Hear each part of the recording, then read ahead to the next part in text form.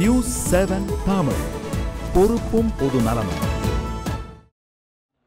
கன்னியாகுமரி மாவட்டத்தில் அமைந்துள்ள அகதி முகாமில் ஐஜி தலைமையிலான குழு ஆய்வு மேற்கொண்டது.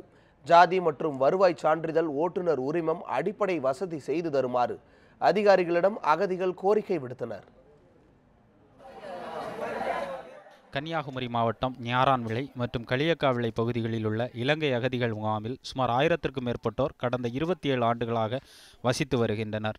இவர்கள் தங்கள் குடியிருப்பில் அடிப்படை வசதிகள் செய்து தர வேண்டும் எனவும், மேல் படிப்புக்காக செல்லும் அகதிகள் முகாம் மாணவர்களுக்கு ஜாதி மற்றும் வருவாய் சான்றிதழ் வழங்க வேண்டும் எனவும் தொடர்ந்து கோரிக்கை விடுத்து வருகின்றனர். இலங்கையில் போய் இந்தியா குடிமகனை கொண்டு இலங்கையில் குடிமகனை ஆக்க முடியாது. அதாவது இதில் எல்லா எங்களை வெப்சைட்டு, எங்களை கல்யாணத்து எல்லா பத்திரிக்கை எல்லாரும் கேட்குறாங்க. அதால் எங்களுக்கு இந்திய குடியுரிமை கொடுத்தா எங்கள் பிள்ளைகளுக்கு எதிர்காலம் நல்லா இருக்கும்.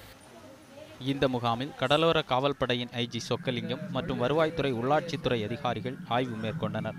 அகதிகளின் குறைகளை அரசின் கவனத்திற்கு கொண்டு சென்று தீர்வு காண முயற்சிப்பதாக உறுதியளித்த அவர்கள், தேவையில்லாத நபர்களை ஆதரித்து முகாமில் அடைக்கலம் கொடுக்கக்கூடாது என அகதிகள் முகாம் உறுப்பினர்களுக்கு அறிவுறுத்தினர். நல்ல வசதி வாய்ப்பு வாய்ந்த பணம் படைத்தவருடைய வீடுகளில் கூட ஒழுக்கு இருக்கு இல்லையா? அப்போ நம்ம மழை நேரத்தில் ரொம்ப அதிகமான மழை வரும்போது ஒழுக்கு இருக்கிறத உடனே நிவர்த்தி செய்யும். அது கொஞ்சம் காலம் இருக்கும். அரசு விதிமுறைகளுக்கு உட்பட்டு செய்ய முடியும். அதை நேரத்தில் தான் அறிவு சொன்னோம்.